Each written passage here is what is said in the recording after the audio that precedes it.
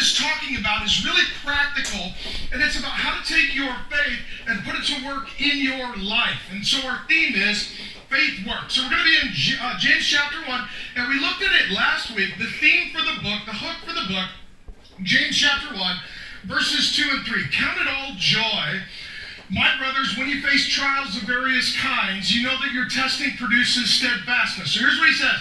Life has trials. There are hard seasons, difficulties, obstacles. And those are opportunities for you and I to seek joy. You're going to go through trial. The question is, will joy come into you to get you through your trial? If you can find joy in your trial, you'll have steadfastness through your trial. This week, the theme continues in chapter 1, verse 14. He says, regarding the temptation. So there's a specific kind of trial that he's referring to, and that's a temptation to sin against God. He says, each person is tempted when he is lured and enticed by his own desires.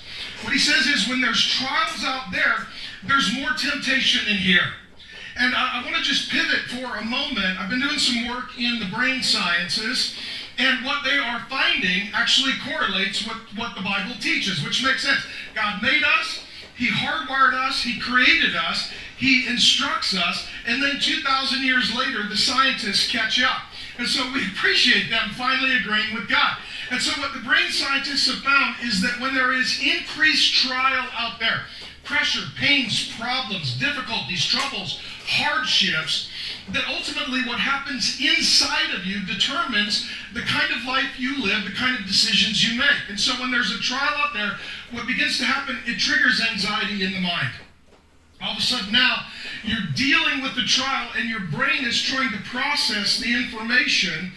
And then what that does, that increases the temptation in your body. So the trial around you, it triggers anxiety in the mind, which can trigger a lot of temptation in the body to make bad decisions under distress and duress.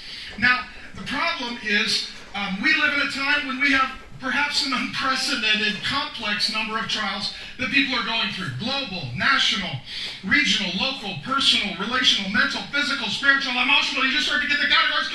You just kind of feel your brain just processing all that data and just thinking of your own trials, and it can increase your anxiety. The clinical definition of anxiety is a feeling of worry or nervousness or unease about one of two things: an imminent event that is in the process of happening, or a future event that you anticipate is coming. And you're dealing with both of those trials right now. Some of you have got major decisions right now. Some of you, if you make a certain